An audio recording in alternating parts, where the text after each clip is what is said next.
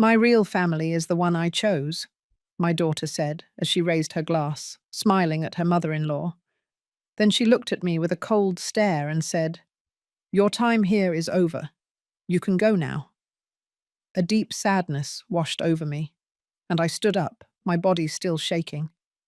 But in that moment, her fiancé stood up too, and what he did left everyone in shock. But before I continue, make sure you're subscribed to the channel and leave a comment telling me where you're watching this video from. We love knowing how far our stories are reaching. It all started when I received the invitation to Lily's wedding, my only daughter. At 62 years old, I lived alone in a small apartment on the outskirts of the city. Lily and I had a complicated relationship ever since her father, George, passed away 15 years ago. She always blamed me for not maintaining the standard of living we had when George was alive, as if I had chosen to become a widow at 47 years old. I worked 2 jobs to pay for the private college she wanted so badly. I sold all the jewelry I had, even my wedding ring, so she could do an exchange program abroad. I gave up my dreams and my needs so she would never go without. And for years, I thought that would be enough to secure her love. I was wrong. When Lily graduated and got a good job, our conversations became rarer and rarer. She moved to another state, and in the last 3 years, she only visited me twice, always in a hurry, always looking at her watch, as if every minute by my side was a sacrifice. Still, when I received the invitation to her wedding with Andrew, I felt a wave of hope. Maybe this would be our chance to reconnect. Maybe, finally, she would see me as the mother I always was. Imperfect, yes, but dedicated and loving. I spent almost a month's salary on a navy blue dress that made me look 10 years younger. I bought a pearl necklace that perfectly matched the earrings my mother had left me. I spent hours choosing a special gift, a fine china set that I was paying for in 12 installments. Every detail was thought of with care, as if that day could erase all the years of distance between us.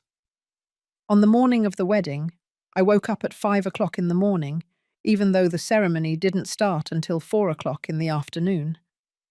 I couldn't sleep from the anxiety. I took a long bath, carefully styled my hair, and put on some subtle makeup. When I looked in the mirror, I saw a hopeful woman, with eyes bright with anticipation. Today, everything is going to change, I told my reflection. Today, Lily is going to see me for who I really am.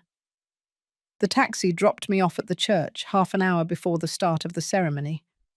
I wanted to make sure I got a good seat, preferably in the front row, where I could see every detail on my daughter's face as she said, "I do." I walked into the church, which was decorated with white flowers and golden ribbons, feeling my heart pound with emotion. That's when a young man, with an earpiece and a notebook, approached me. "Excuse me, ma'am. What is your name?" "Helen Peterson. I'm the mother of the bride." He checked his list and frowned. "Ah, yes, here you are. You'll be in the 7th row, on the left side." The 7th row? But I'm the mother of the bride. Shouldn't I be in the front row? "I'm very sorry, ma'am, but the instructions are clear. The front row is only for the groom's parents and the couple's closest friends."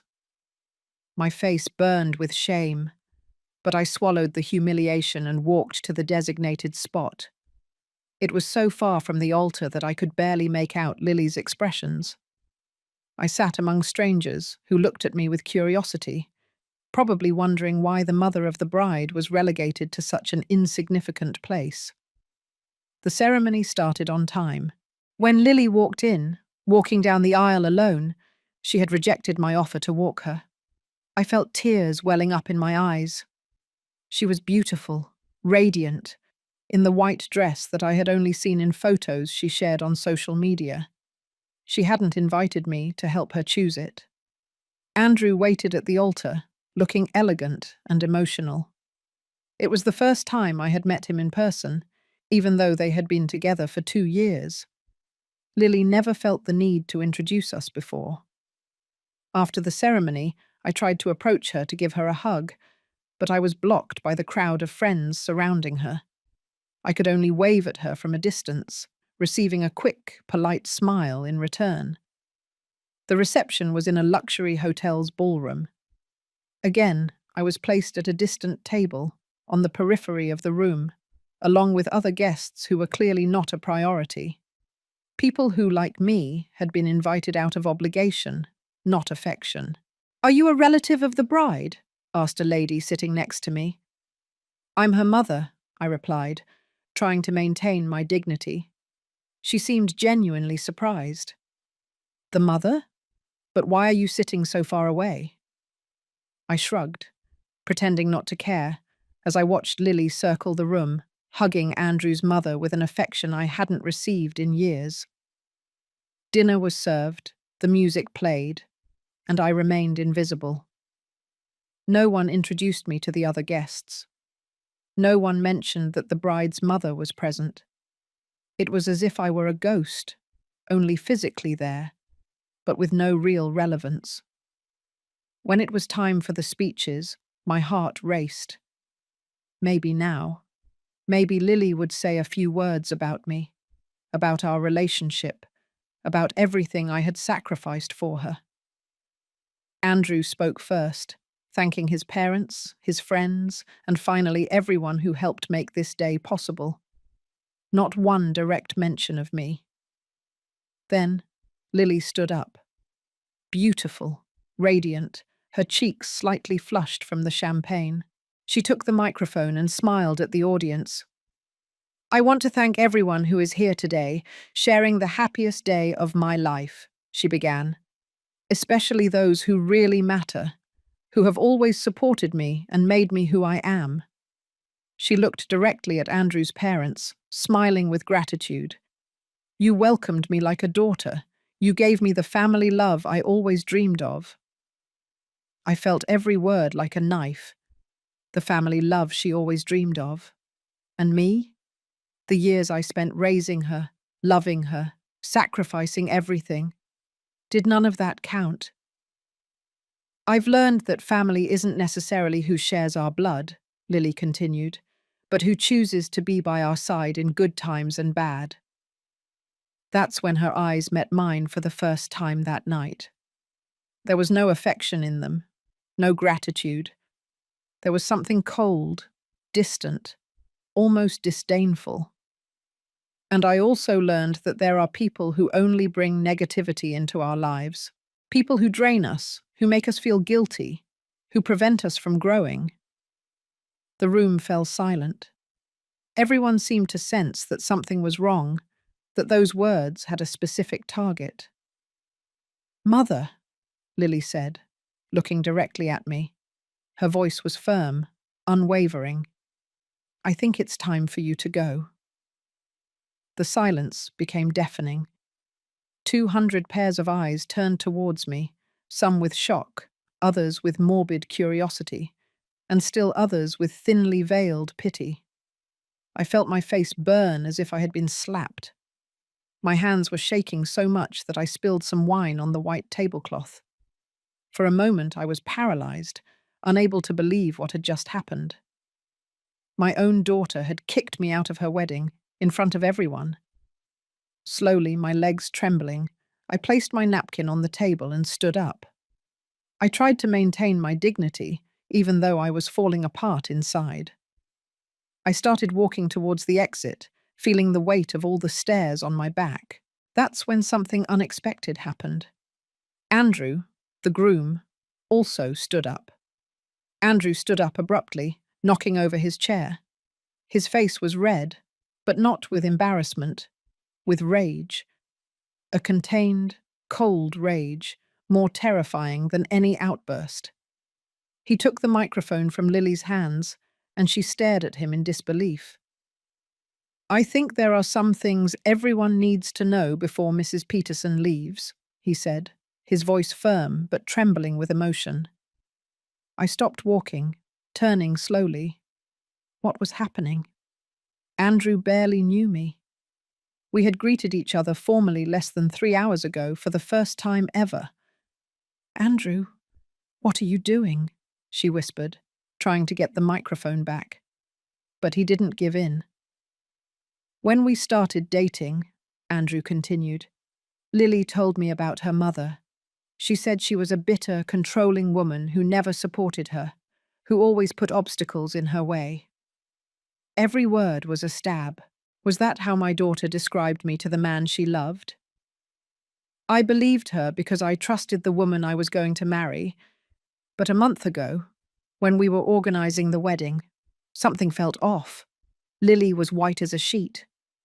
"Andrew, don't do this, please." Lily insisted that her mother should be seated at the most distant table possible. She said she didn't want her to ruin our special day, that it would be better not to invite her, but people would talk if the bride's mother wasn't there. The room was in complete silence. Even the servers had stopped moving. That didn't seem right to me. So, without Lily knowing, I decided to do some research of my own. He looked at me, and there was compassion in his eyes. I discovered that Helen became a widow when Lily was only 12 years old, that she worked 2 jobs to support her all alone, that she sold the family home to pay for the private college Lily demanded, that she even sold her wedding ring so her daughter could do a semester abroad. Tears were now streaming freely down my face, but I didn't feel ashamed of them.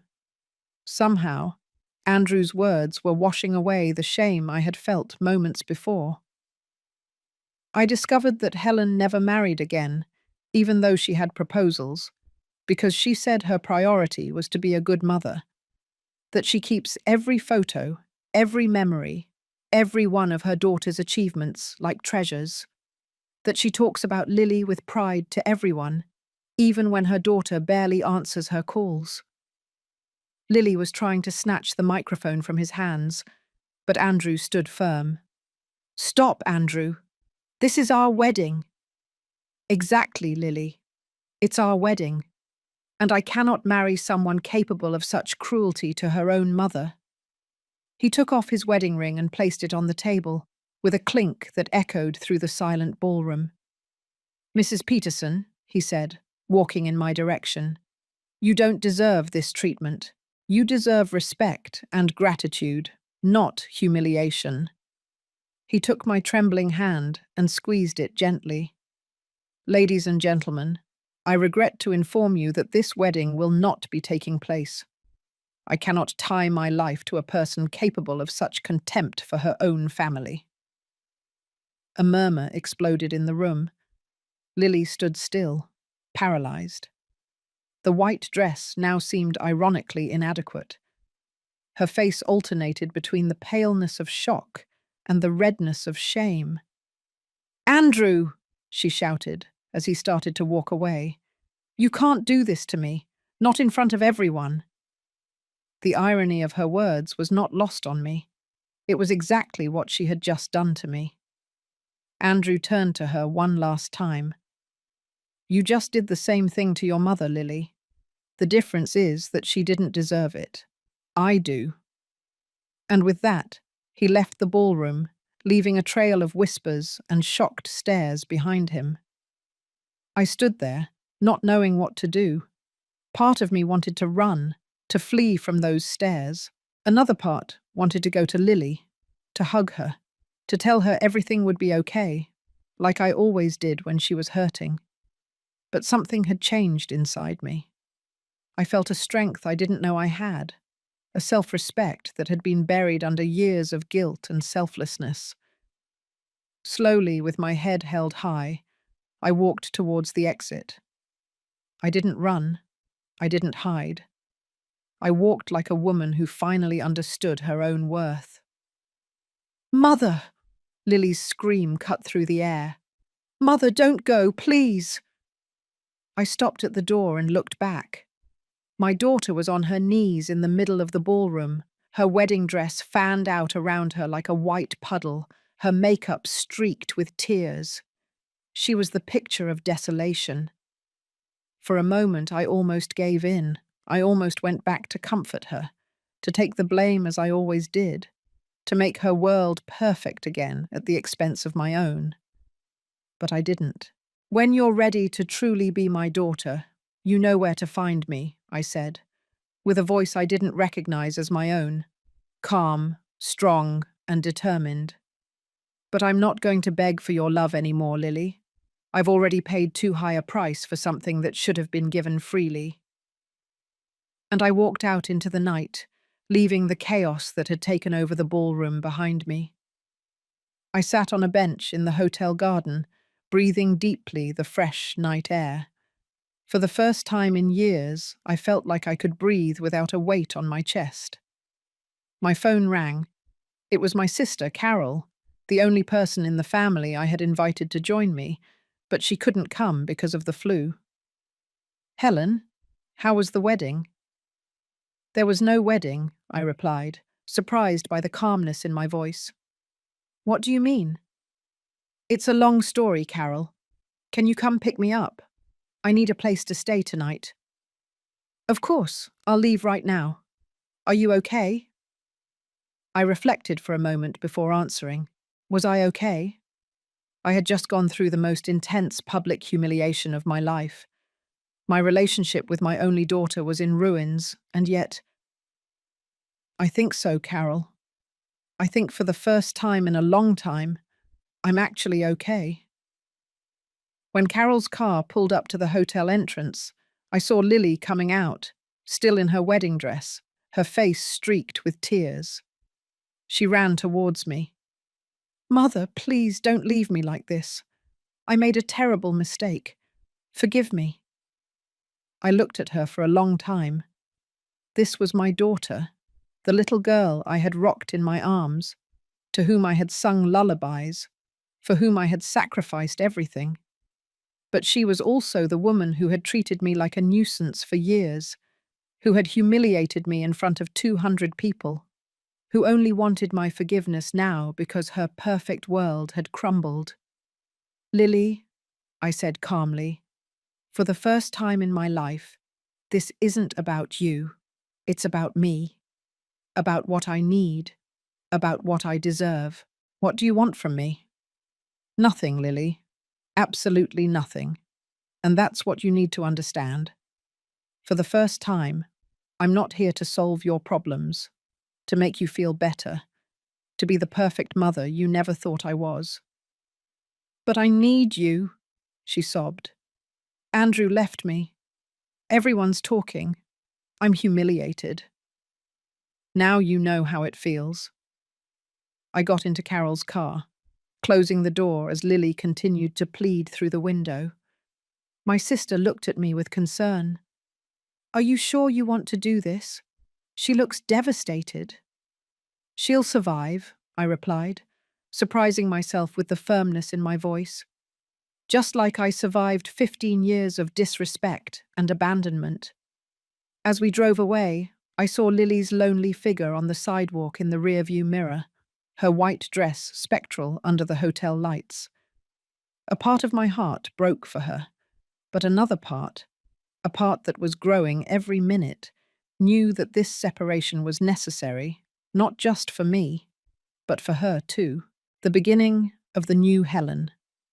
At Carol's house, sitting in her cozy kitchen with cups of chamomile tea in front of us, I told her the whole story.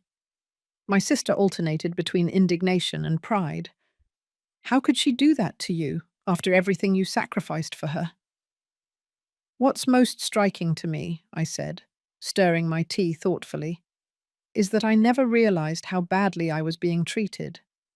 I just accepted it, as if I deserved it, as if loving my daughter necessarily meant being despised by her.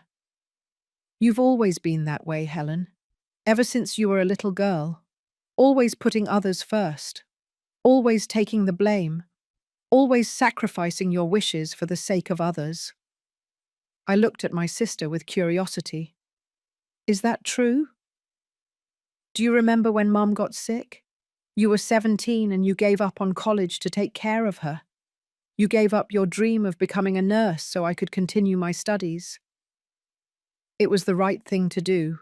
You were younger, and when you married George, He wanted to move abroad for his job, but you convinced him to stay because I was pregnant and needed you close. I frowned, surprised I had never thought of those episodes that way. I was just doing what anyone would do. No, Helen, you were doing what you always do, sacrificing your happiness for others. And the worst part is that often people don't even notice or value those sacrifices. Like Lily. We sat in silence for a few minutes, letting those words sink in. What are you going to do now? Carol finally asked. I don't know, I admitted. For the first time in my life, I don't have a plan. I'm not thinking about how to fix the situation, how to make Lily feel better. Maybe it's time to think about yourself. What do you want, Helen?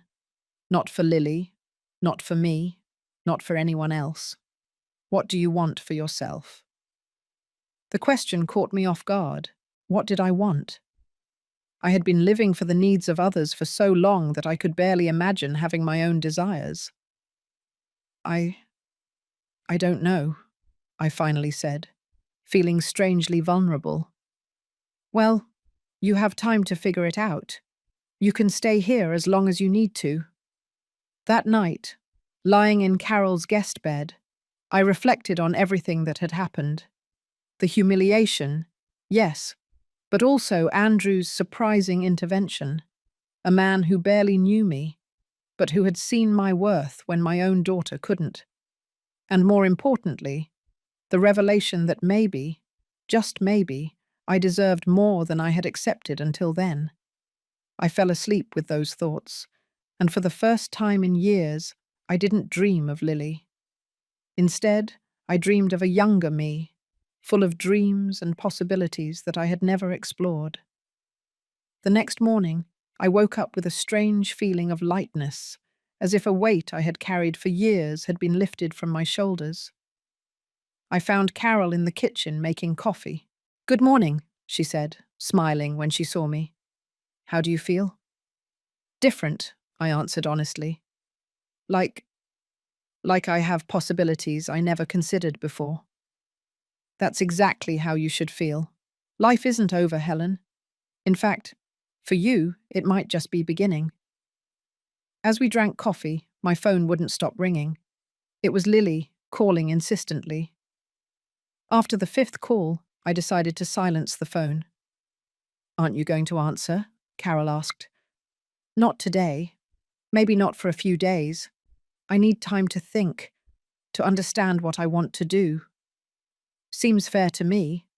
For the first time, you're controlling that relationship, not her. Lily's calls soon turned into text messages. First, they were desperate pleas. Mother, please, answer me. I'm devastated. I don't know what to do without you. Then came the recriminations.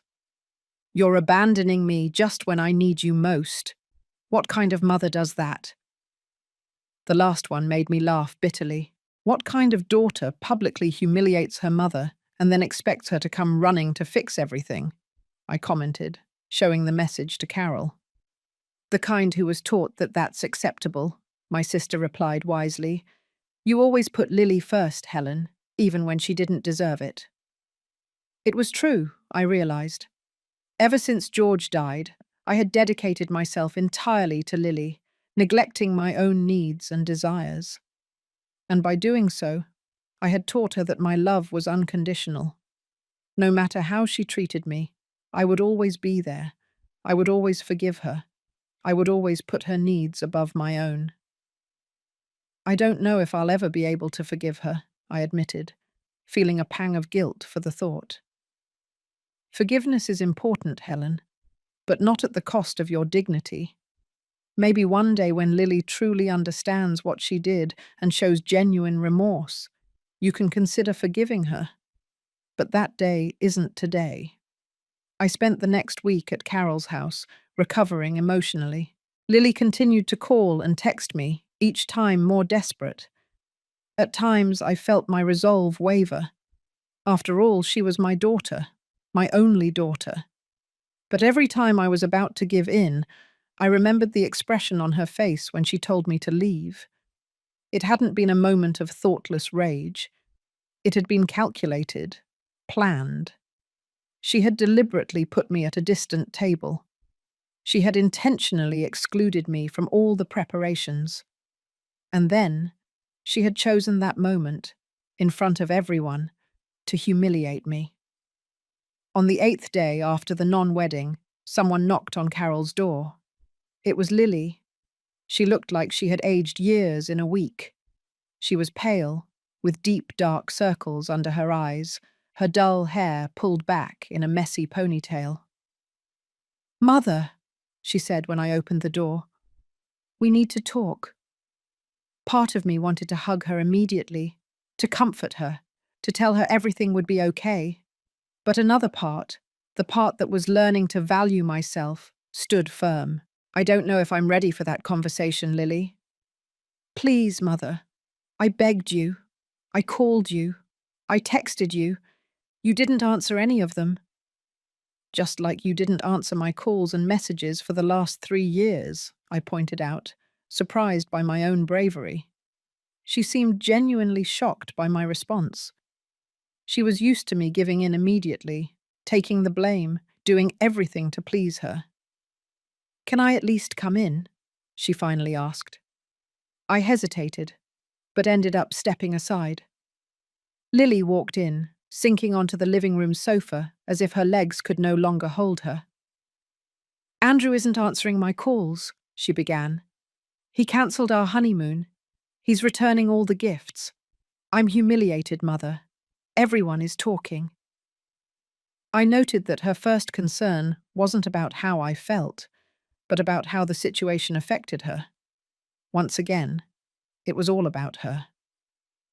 "And how do you think I felt, Lily, when you kicked me out of your wedding in front of everyone?" She lowered her eyes. "I know I was wrong. What I did was horrible." "Why?" I asked, with a calmness I didn't feel. "Why did you do that?" "I don't know," she replied, tears starting to roll down her face. I think I've always felt guilty about how much you sacrificed for me. Seeing you reminded me of everything you gave up, of how your life could have been different without me. So you punished me for loving you." She looked up, surprised by my insight. "It wasn't conscious, but yes, I think so. Do you know how many times in the last 3 years I wanted to call you just to hear your voice? How many times I stayed up at night wondering what I had done wrong? Why you seemed to hate me so much?" "I don't hate you, Mother. I never hated you. But you treated me like you did hate me, as if I were a burden, a nuisance, someone to be tolerated in small doses." She cried more intensely now, with no words to defend herself. Part of me wanted to end her suffering, but I knew this conversation was necessary. Maybe it was the first time we were being truly honest with each other. "What do you want from me, Lily? Why are you here?" "I want you back in my life. I want your forgiveness. I want everything to go back to how it was before." "Before? When you ignored me?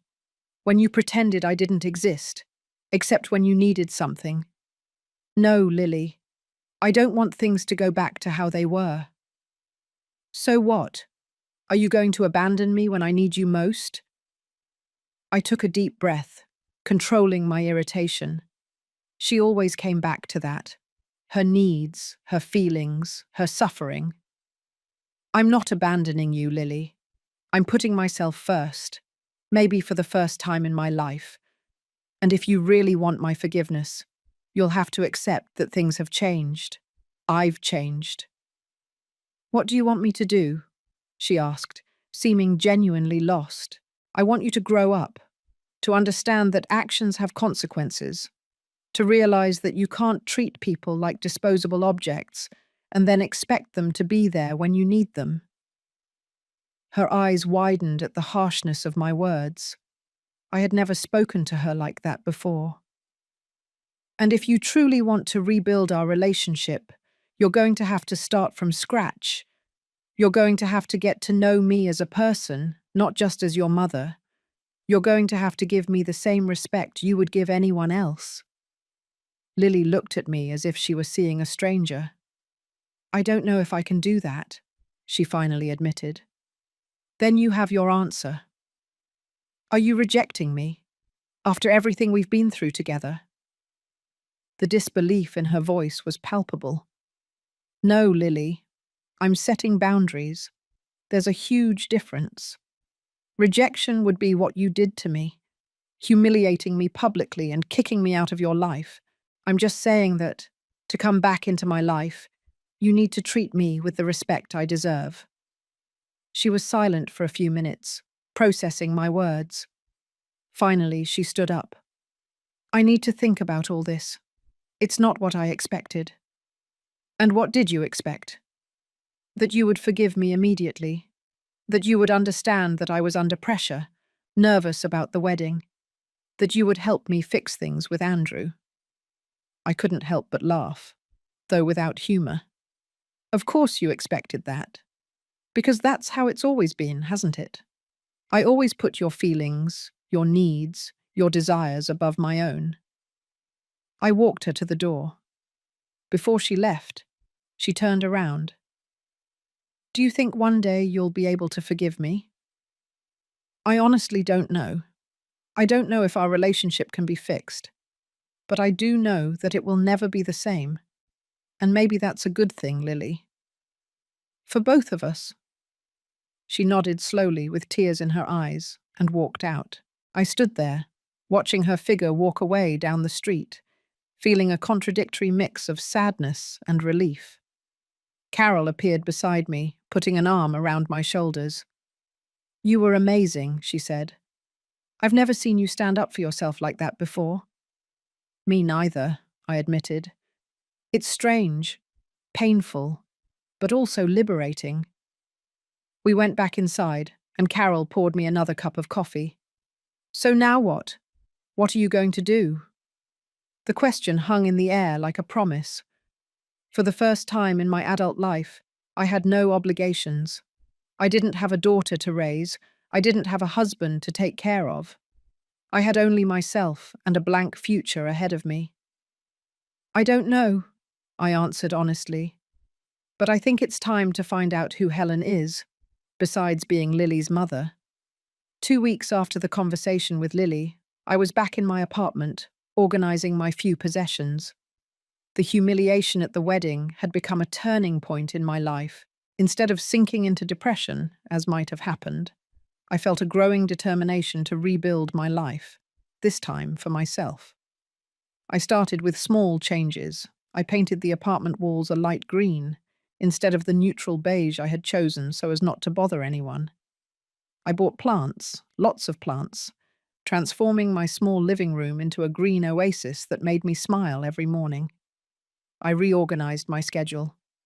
Instead of always being available for others, I started setting aside time for myself, to read the books I had always wanted to watch the movies I never had time for, to simply sit on the balcony with a cup of tea and watch the sunset. My phone rang one afternoon as I was putting up a new bookshelf. It was an unknown number. Hello? Mrs. Peterson? Is this Andrew? My heart skipped a beat. I hadn't spoken to him since that night at the wedding. Andrew, how are you? Fine, considering the circumstances, he replied with a humorless laugh. Still getting curious stares on the street? Still explaining to people why I called off the wedding? I'm sorry about that. I'm not. It was the right thing to do. In fact, I'm calling to thank you. To thank me? Yes. What happened that night was terrible for you, I know, but it saved me from making the biggest mistake of my life. I didn't fully realize who Lily was until that moment. I was silent, not knowing how to respond. It was strange to hear someone talk about my daughter that way, even though I knew there was truth in his words. But I didn't call just for that, he continued. I wanted to ask if you'd like to get coffee with me. I have a proposal I'd like to discuss. Curious, I accepted. We agreed to meet the next day at a coffee shop downtown. Andrew was already waiting when I arrived, sitting at a table near the window. He looked different, thinner, with some scruff he didn't have before, but also lighter, as if he had left a weight behind. "Mrs. Peterson," he said, standing to greet me. "Thank you for coming." "You can just call me Helen," I replied, sitting down. "I think after what happened, formalities are unnecessary." He smiled. "Helen, then. How have you been?" "Surprisingly well," I admitted. I never thought I'd say this after being publicly humiliated, but in a way, I feel free, as if I've taken off a mask I didn't even know I was wearing. Andrew nodded with understanding. "I understand perfectly. I feel the same way, as if I narrowly escaped a life of pretense and empty compromises." We talked for a while about how our lives had changed in the past few weeks. Andrew said he had returned to work after cancelling the honeymoon, throwing himself into new projects as a form of therapy. "In fact, it's about one of those projects that I want to talk to you about," he finally said, taking a folder from his backpack. "I'm an architect, as you may know, and in recent years I've worked mostly on commercial projects, but I've always had a different dream." He opened the folder, revealing blueprints and drawings of a spacious, welcoming building with internal gardens and large windows that let in plenty of natural light. "This is the Centre for Renewal," he explained, "a space dedicated to older women who have been abandoned or mistreated by their families. A place where they can rebuild their lives, discover new talents, make friends, and most importantly, regain their self-worth." I looked at the drawings, impressed with the level of detail and the obvious care with which they had been made. "It's beautiful, Andrew. But why are you showing me this?" "Because I want you to be my partner in this project." I blinked several times, sure I had heard him wrong. "Your partner? Me? But I don't know anything about architecture or running a centre like this." "But you know exactly how these women feel," he replied gently. "You've lived through what many of them are living through, and what's more, you have an inner strength that is inspiring. The way you maintained your dignity that night, how you are rebuilding your life now, that's exactly the kind of role model these women need." I was speechless, too emotional to respond immediately. "I'm not asking for a commitment now," Andrew continued, "just that you consider the idea. Come with me to visit the land where I intend to build. Talk to some of the people who are already involved in the project. See if it's something that resonates with you." "Why me?" I asked finally. "You barely know me." Andrew smiled, a sad but sincere smile. "Because that night, when you got up from that table and walked out of that room with your head held high after everything Lily had done, I saw something extraordinary. I saw a woman who had been broken, but who still maintained her dignity, her humanity, and I thought, is this what the world needs most? Is this what I want to support with my work?" I left that coffee shop with Andrew's folder under my arm and my mind buzzing with possibilities. The Centre for Renewal seemed like a dream, not just a building, but a symbol of everything I was beginning to value: self-worth, independence, genuine connections. The following week, Andrew took me to see the land, a spacious area on the outskirts of the city, surrounded by trees and with a breathtaking view of the mountains. "The main entrance will be here," he explained, walking the property with enthusiasm, "with a welcoming garden full of colourful flowers. In the back, we'll have greenhouses where the women can grow vegetables and flowers as a form of therapy and also as a source of income." "It's magnificent," I commented, imagining the completed place, full of life and purpose. "The initial funding is already secured," he continued. "An investor who supports social causes, but we need someone who truly understands the needs of these women, who can help plan the programs, the activities, the creation of a genuine community." And you think I can do that? I'm sure of it. You have life experience, empathy, and now a new perspective on fresh starts. As we drove back to the city, Andrew told me more about his own story, how he had lost his mother at a young age and had been raised by his grandmother, a strong woman who faced her husband's abandonment and society's prejudice to raise her grandson alone. When my grandmother died, 5 years ago, I promised myself I would do something to honor women like her. Women who give everything without expecting anything in return, who are strong when they need to be, who maintain their dignity even when the world treats them with contempt. Your grandmother would be proud, I said, genuinely touched by his story. I hope so, he replied, glancing briefly at the sky before turning his attention back to the road. In the weeks that followed, I immersed myself in the project with an enthusiasm I hadn't felt in years. I visited similar community centers in other cities, interviewed women who could benefit from the Center for Renewal, and researched programs and activities we could offer. I discovered talents I didn't know I had. I was good at listening to difficult stories without judgment, great at organizing events that connected people, and surprisingly effective at convincing local businesses to donate materials or services for the center. One day, as I was organizing some documents at the small temporary desk we had set up, I received a call from an unknown number.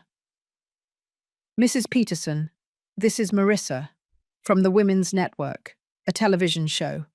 We'd like to interview you about the Center for Renewal. I was stunned. How did they know about the center? We hadn't even started building yet. Andrew reached out to us. He said your personal story and your involvement in the project are inspiring. That many women could benefit from hearing about your journey. The idea of being on television, of exposing my story to strangers, terrified me at first. But then I thought of the women who might identify with my experience, who might find hope in my new beginning. Yes, I finally replied. I'd be happy to. When I hung up, Andrew walked into the office with coffee for both of us. So the Women's Network called. Yes. You planned this, didn't you? He shrugged, but couldn't hide a smile. I thought your story deserved to be heard, that other women in the same situation needed to know they're not alone. Thank you for believing in me. Thank you for giving me a reason to believe again. The interview was scheduled for 2 weeks later. As I prepared, choosing clothes, practicing what I would say, and trying to control my nervousness, I realized how much I had changed in such a short time.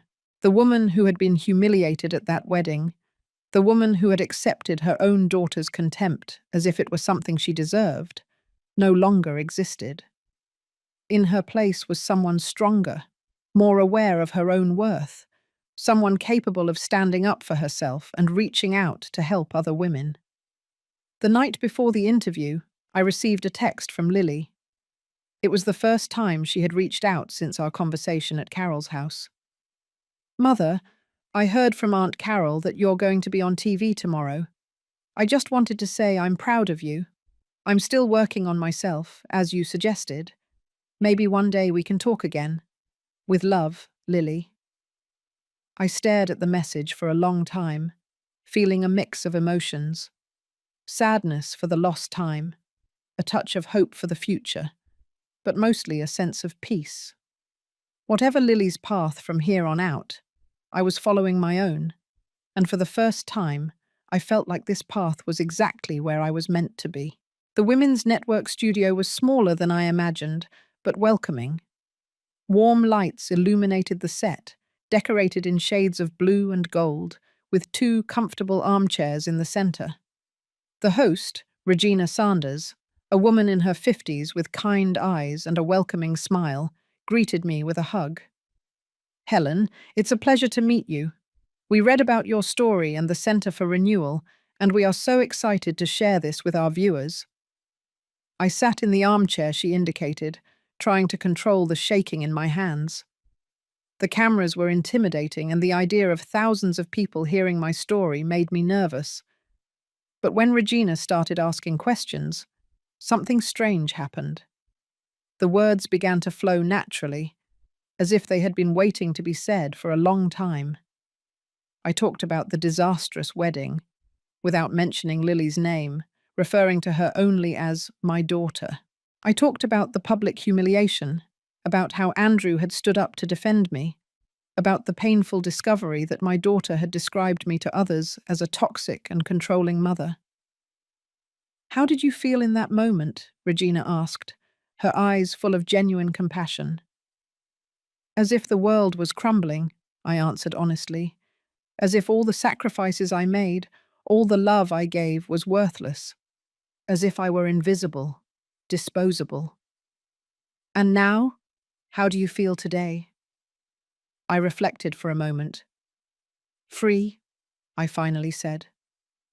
Sad about the lost relationship with my daughter, of course, but also free to find out who I am besides being a mother. Free to value myself, to set boundaries, to demand the respect I deserve. Regina smiled. "And that's what the Centre for Renewal is all about, isn't it?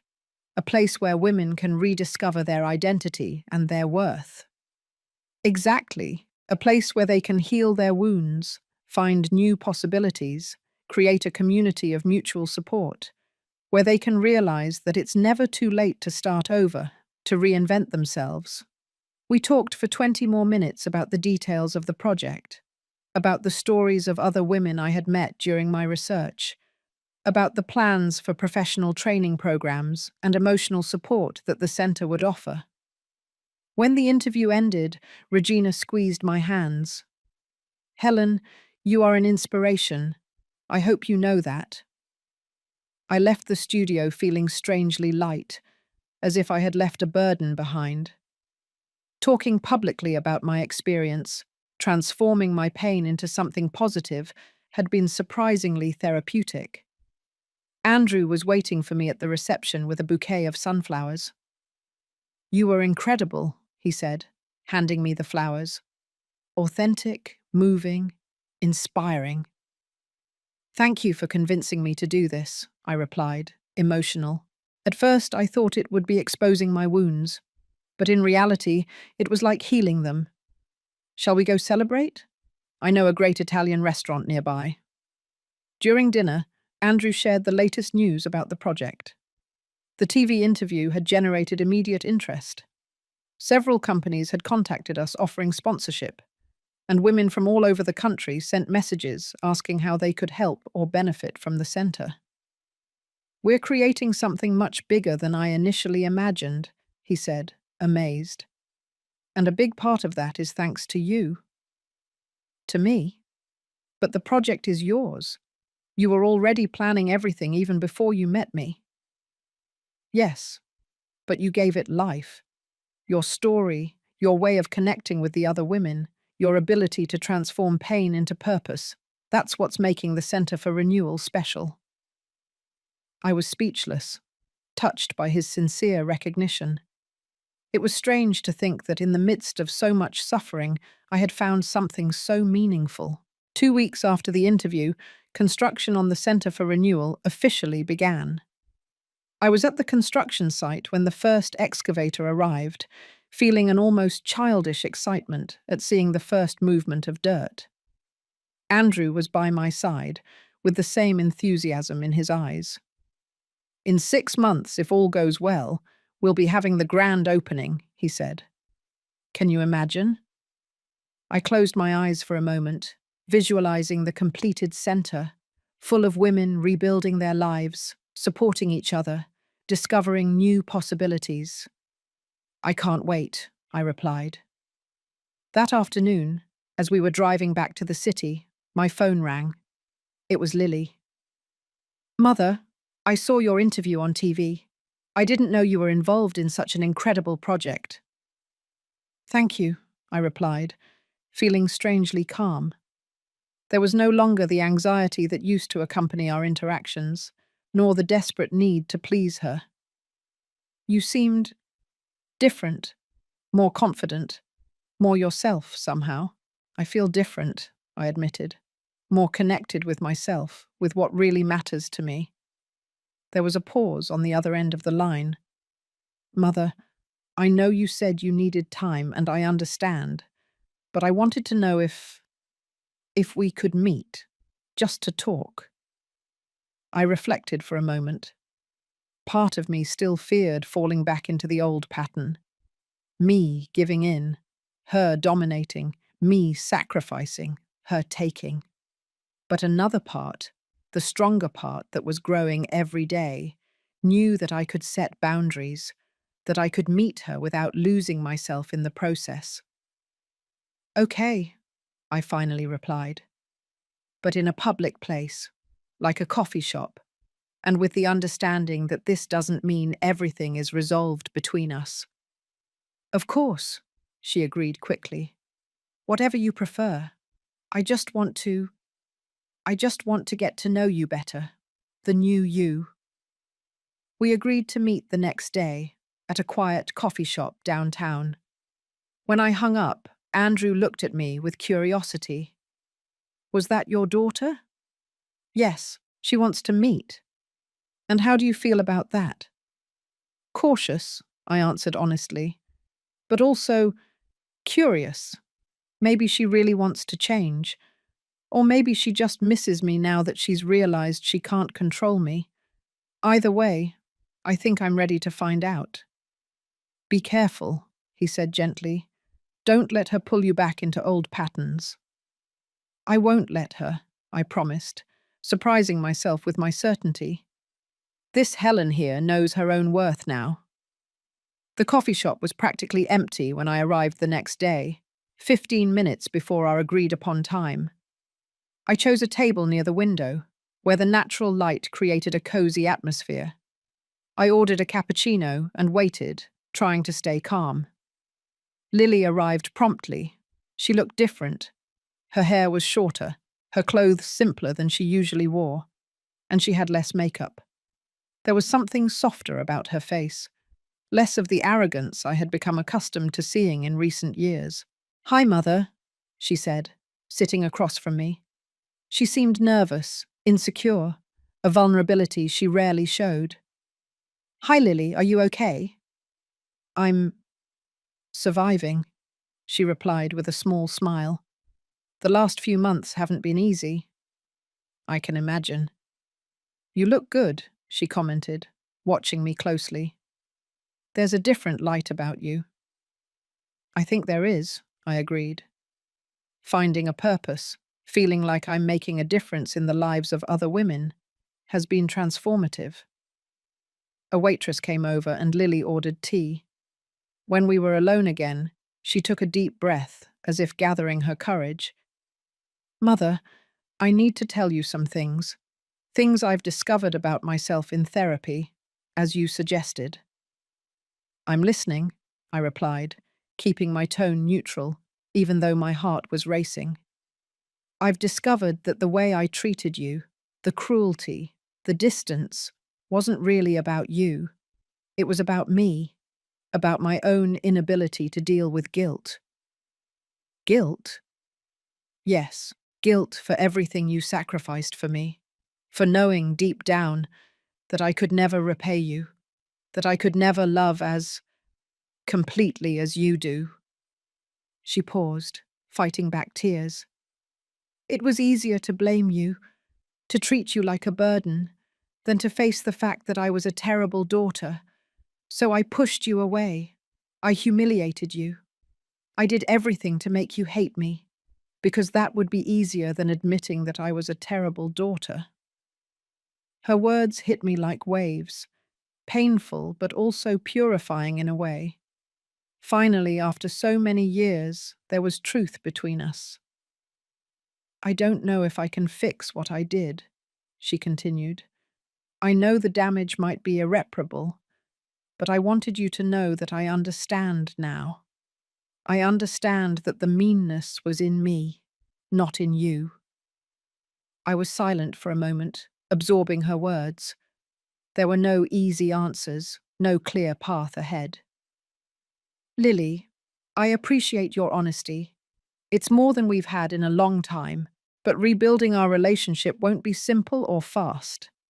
There will be times when you'll want to go back to the old patterns, and so will I. I know. And I can't promise you it will be like it was before. In fact, I hope it won't be, because what we had before wasn't healthy for either of us. What do you mean? I mean that I also have a part in what we became. I allowed you to treat me badly because I believed I didn't deserve better. I put your needs above my own because I thought that was what maternal love was. But it wasn't. It was just low self-esteem disguised as sacrifice. She looked at me in surprise. We had never had such an honest conversation. So what do we do now? She asked. We start over, like two adults who respect each other, who set healthy boundaries, who don't expect the other to be perfect, but demand that they be honest. I would like that, she said softly. Me too, I replied, realizing it was true. Maybe we can't go back to what we were, but we can build something new, something better. When we said goodbye that afternoon, there were no grandiose promises or emotional declarations, just a silent understanding that we were both working on ourselves, and that maybe, with time and effort, we could find a middle ground where our wounds could begin to heal. The following months passed in a whirlwind of activity. The construction of the Centre for Renewal was progressing quickly, and every visit to the construction site filled me with a joy I had never felt before. It was fascinating to see Andrew's drawings come to life, the walls going up, the windows being installed, the gardens taking shape. My relationship with Lily was evolving slowly. We started with bi-weekly meetings at coffee shops, cautious conversations about safe topics. Little by little, the tension subsided, and we were able to start talking about more difficult things. The past, the resentments, the misunderstandings that had distanced us. You never told me how hard it was for you after Dad died, she said during one of our meetings. You always pretended everything was fine, that you could handle everything alone. I thought that's what you needed, I explained. A strong mother who wouldn't fall apart, who could give you security. But that made you seem almost superhuman, as if you didn't need help or understanding, as if you were a machine of sacrifice, not a real person with real needs. It was a surprisingly mature insight, and it made me reflect on how my own inability to show vulnerability had contributed to the chasm between us. I think you're right, I admitted.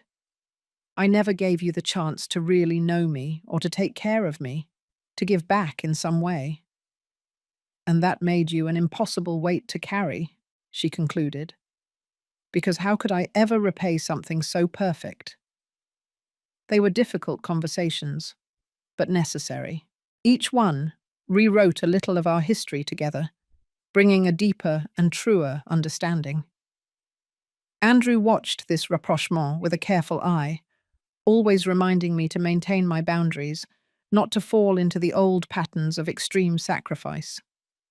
You deserve to be loved for who you are, Helen, he would often say, not for what you do for others, but for who you are. It was a revolutionary concept for me, to be loved not for my usefulness, not for my capacity for sacrifice, but simply for existing. Meanwhile, the Centre for Renewal was nearing completion. Every detail had been thought of with care, from the welcoming decor to the programs that would be offered. There would be craft workshops, professional training courses, emotional support groups, adapted physical activities, and a small cafe run by the women themselves as a source of income. I want it to be a place of healing, but also of growth, I explained to Andrew, as we finalized the details for the grand opening. A place where women can mourn their losses, but also discover new beginnings. That's exactly what it's becoming, he replied with a proud smile. And a big part of that is thanks to your vision. The grand opening was scheduled for a Sunday afternoon, 6 months after construction began. In the days leading up to the event, I could barely sleep from the anticipation. On the morning of the opening, I was so nervous that I spilled coffee on the blouse I had carefully chosen. I had to change in a hurry, opting for an emerald green dress that Carol had helped me choose weeks before. "You look beautiful," my sister said when she came to pick me up. A true community centre director. I smiled nervously. It was still difficult to see myself that way. As a leader, a person capable of making a difference in the lives of other women. For so many years, I had defined myself only as Lily's mother, as the woman who took care of others, who sacrificed, who stayed in the background. When we arrived at the Centre for Renewal, I was surprised by the number of people who were already waiting. There were journalists with cameras, local officials, and dozens of women. Some I had met during the project preparation, others I had never seen before, but who had heard about the centre and came to see it with their own eyes. Andrew was waiting for me at the entrance, elegant in a navy blue suit, with a nervous smile that mirrored mine. "Ready?" he asked, offering his arm. "As ready as I'll ever be," I replied, trying to control the tremble in my voice. Together, we walked to the small stage that had been set up in the main garden. The centre was even more beautiful than I had imagined. The walls were painted in soft tones, the huge windows let in natural light, the flowering gardens surrounded the main building. "Good morning, everyone," Andrew began when we stood in front of the microphone. "Welcome to the grand opening of the Centre for Renewal." He spoke for a few minutes about the centre's mission, the programs that would be offered, the importance of creating a space where women could find not only emotional support, but also practical tools to rebuild their lives. But the Centre for Renewal wouldn't be what it is today without a very special person, he continued, turning to me. Helen Peterson, who agreed to be my partner in this project, bringing not only her life experience, but her extraordinary ability to transform pain into purpose. My face burned as all eyes turned to me. I still wasn't used to being the center of attention, to being publicly recognized. When it was my turn to speak, my hands were shaking so much that I could barely hold the microphone. But as soon as I started, the words flowed naturally, as if they had been waiting a lifetime to be said. 7 months ago, I was an invisible woman, I began, feeling an attentive silence form around me. A woman who had dedicated her life to taking care of others, to making sacrifices, to putting herself last. A woman who believed her worth was only in what she could do for others, not in who she was. I paused, looking for faces in the crowd. I saw Carol smiling proudly. I saw several of the women I had met during the project preparation, some with tears in their eyes. And to my surprise, I saw Lily, standing discreetly at the back of the group, with an expression that mixed sadness and admiration. Then, something happened, I continued. Something painful, humiliating, that made me question everything I believed about myself. And in the midst of that pain, I found a truth I had ignored for decades, that I also deserved to be seen, that I also deserved respect, that I also had the right to say no, to set boundaries, to demand reciprocity in my relationships. Several women in the audience nodded, as if my words echoed their own experiences. The Centre for Renewal was born from that revelation. It's not just a place for women to hide from the world or lick their wounds.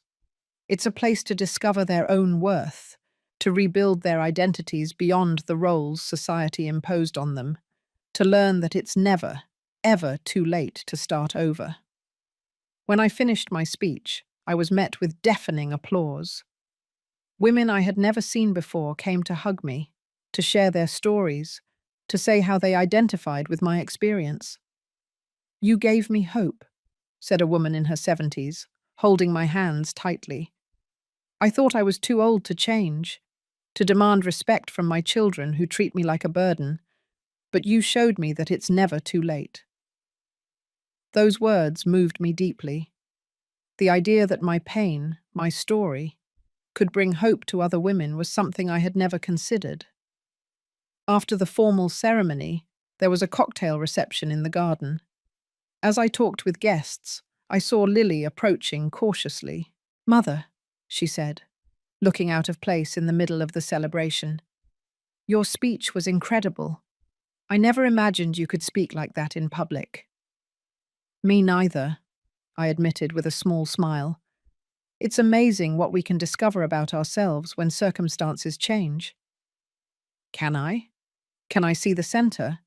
I'd like to see what you helped create." It was an unexpected moment of connection. I showed Lily every corner of the Center for Renewal, explaining the purpose of each space, how we had planned every detail with the needs of the women who would frequent it in mind. "It's impressive," she commented when we reached the back garden, a quiet space designed for meditation and reflection. "You seem so passionate about all this." "I am," I confirmed. "For the first time in my life, I feel like I'm doing something that is genuinely mine, something that reflects who I am, not just what I can do for others." Lily was silent for a moment, contemplating the small, ornamental pond in the center of the garden. "I think I never really knew you," she said finally. "I only knew the mother, not the woman." "That's true," I agreed. "But that wasn't just your fault. I also never allowed myself to be fully seen. It was easier, safer, to hide behind the role of the selfless mother. And now?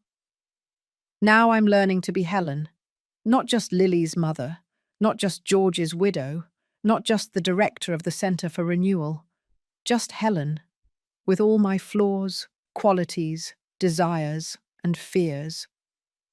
She smiled, a sad but genuine smile. "I like this Helen. I wish I had known her sooner." "It's never too late," I replied, using the same words I had said in my speech. "For either of us." When the grand opening ended, I was exhausted, but in a good way. Like someone who had completed a marathon, like someone who had finally reached the top of a mountain after a long climb. Andrew and I stayed behind after everyone had left, contemplating the empty center, which was full of promises. "We did it," he said, putting an arm around my shoulders. "It seems like a dream, doesn't it?" "Yes," I agreed. "A dream I never knew I had until it happened." He looked at me with affection, a look that had become familiar in recent months. It wasn't romantic, not yet, but there was an affection there, a mutual admiration, that could, perhaps, turn into something more over time. "What's next?" he asked. "Now," I replied, looking around at the space we had created together. "We start the real work." 2 years after the grand opening of the Center for Renewal, I was in my office, reviewing the monthly reports with a feeling of accomplishment that still surprised me. What had started as a small project to help women rebuild their lives had transformed into something much bigger. Over 400 women had passed through the center in these 2 years. Some came just to participate in the weekly support groups, others for the professional training courses, and still others for the psychological counseling services. But they all left different, stronger, more aware of their own worth, more prepared to set healthy boundaries in their relationships. We had expanded the programs to include legal assistance for women facing child custody issues or domestic violence, financial literacy classes, and even a small cooperative that sold crafts produced by the participants. My personal life had also changed in ways I never imagined. My relationship with Lily, though still marked by scars from the past, had evolved into something new and healthier. We weren't best friends. We didn't have the intense connection that some mothers and daughters share, but there was mutual respect, honesty, and a conscious effort to be maintained from both sides, not to fall back into old toxic patterns. And then there was Andrew. Our relationship had grown slowly, carefully, like a plant that needs time to take root before it can blossom. At first, we were just partners in the center project, then friends, confidants, and finally something more. Helen, Marissa, our secretary, interrupted my thoughts. The TV River crew is here for the interview. I looked at the clock, surprised that time had passed so quickly. It was the Center for Renewal's 2-year anniversary, and we had agreed to give an interview to talk about the project's impact on the community. I'll be right there, I replied, quickly organizing the papers on my desk. The interview would be in the main garden, now even more beautiful than it was on opening day, with trees that had grown, flowers in full bloom, and stalls where women from the center sold their crafts.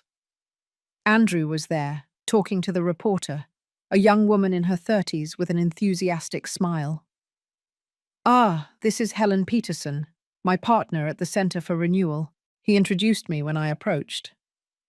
"It's a pleasure to meet you, Mrs. Peterson," the reporter said, shaking my hand. "I'm Daniela Thompson from TV River. Your story inspired many of our viewers when it first aired." I smiled, still uncomfortable with the idea of being an inspiration, but accepting that, somehow, my experience had touched other women. During the interview, we talked about the center's growth, about the stories of transformation we had witnessed, about plans for the future, maybe opening a branch in another city, expanding the programs to include specific support for elderly women who often face abandonment and loneliness. "Helen," Daniela said at one point, "your personal story is known to many of our viewers. As a woman who was publicly humiliated by her own daughter and found the strength to start over, how does that experience continue to influence your work at the center?" It was a question I had answered many times, but it never lost its impact. It always made me reflect on how much I had changed, on how much I still had to learn. "The humiliation was just the trigger," I replied, after a moment of reflection.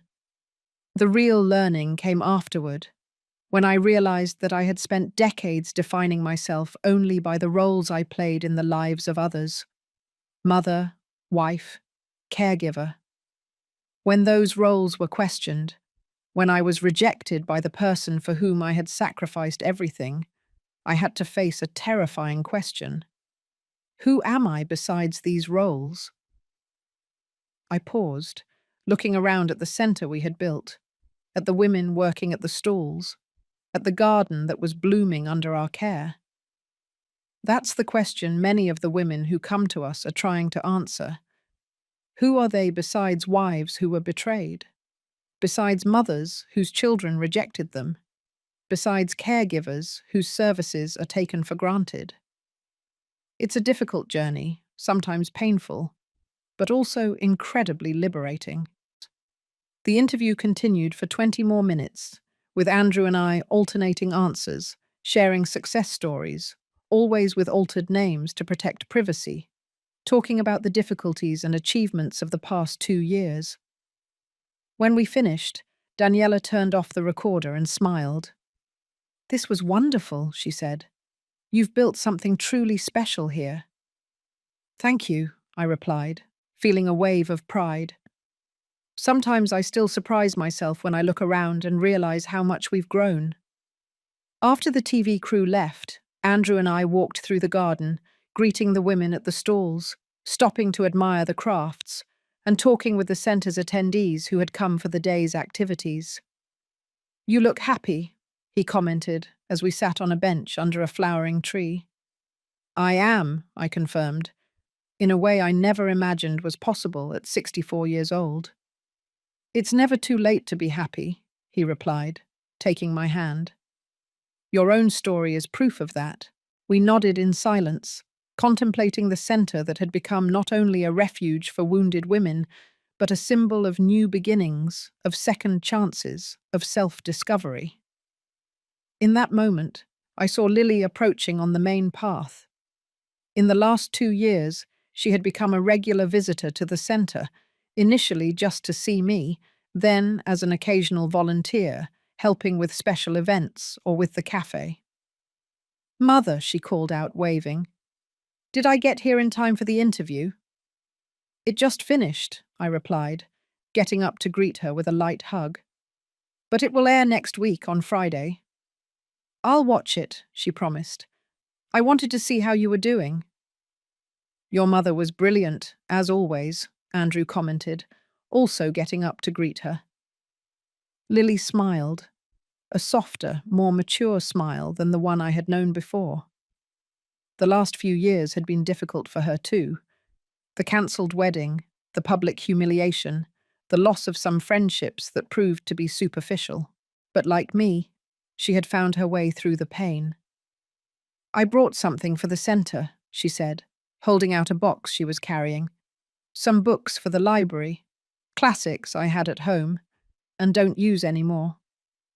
It was a small gesture, but a significant one. Once again, an attempt to build bridges, to find her own place in this new world we had created. "Thank you," I replied, genuinely touched. "The women are going to love them." As Lily went to drop off the books at the centre's library, Andrew looked at me with a thoughtful expression. "It's incredible, isn't it? How life can change completely in such a short time."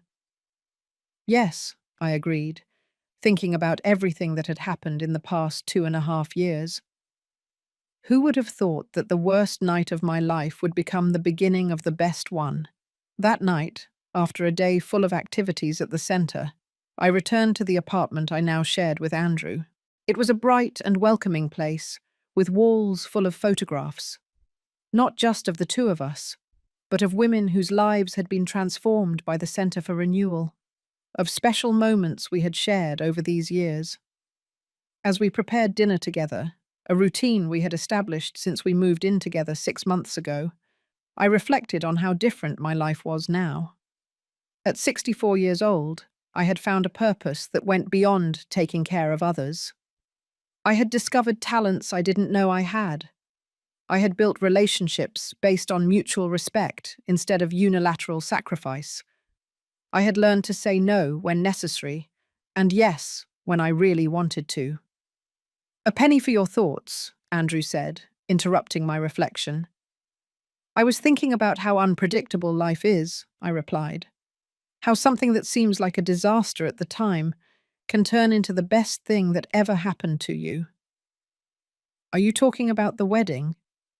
"Yes. If Lily hadn't humiliated me like that, if you hadn't stood up to defend me, I would probably still be living on the fringes of her life, accepting crumbs of attention, sacrificing my happiness for someone who didn't even notice." Andrew put his arms around me, a hug that had become my safe place in the world. "You would have found your way regardless," he said. "Maybe it would have taken longer, maybe it would have been less dramatic, but a woman with your inner strength, with your capacity to love and reinvent herself, always finds her way to the light." I smiled, moved by his words, by the recognition of a strength I myself had only recently discovered. "What makes me happiest," I continued, "is knowing that I'm not just surviving, I'm not just existing, I'm really living, creating, contributing to something bigger than myself." "And inspiring other women to do the same," he added. The phone rang, interrupting our conversation. It was Carol, with news about an award the Centre for Renewal had been nominated for, a national recognition for innovative social projects. "We're finalists!" she exclaimed, barely containing her excitement. "Among the top 3 projects in the country." The news was surprising and thrilling. When I hung up, I couldn't help but laugh at the irony of life. "From being humiliated at a wedding to a finalist for a national award," I commented. "Life has an interesting sense of humour." "And a sense of justice, too," Andrew replied. "You deserve every recognition, every moment of joy, every opportunity that comes your way." That night, lying next to Andrew, I mentally retraced the journey of the past few years. The pain of rejection, the painful discovery of how my daughter really saw me, the shock of realizing that I had spent decades negating myself in the name of love, but also the joy of discovering who I was besides those roles, the pleasure of building something meaningful, the peace of establishing relationships based on mutual respect instead of emotional dependency. The revenge I never knew I wanted wasn't to make Lily suffer or to make her regret what she had done. The true revenge was finding my own happiness, independent of her, building a full and meaningful life that didn't depend on anyone's specific approval or love. And in the process, paradoxically, I had created space for a healthier relationship with my daughter. A relationship based not on obligation or guilt, but on mutual respect, on the acceptance of our differences, on the understanding that we were separate people, with our own lives, who chose to be present in each other's lives. The woman who had been kicked out of that wedding, who had walked among 200 curious pairs of eyes with her face burning with shame, no longer existed. In her place was someone stronger, truer, more complete. Someone who had finally learned that loving others didn't mean nullifying herself, that being a mother didn't mean being only a mother, that at 64 years old there was still time to discover new talents, forge new connections, and build a life that reflected who she truly was. As I fell asleep, I felt a peace I had never known before. The peace of someone who finally understood that true love, for herself and for others, never demands the sacrifice of one's own essence. The peace of someone who discovered, albeit late, that it's never too late to start living authentically. It's never too late to become the heroine of your own story. Now, if you liked this story, click on this next video that's appearing on the screen. Because in it, a story of betrayal and rebellion like you've never seen before.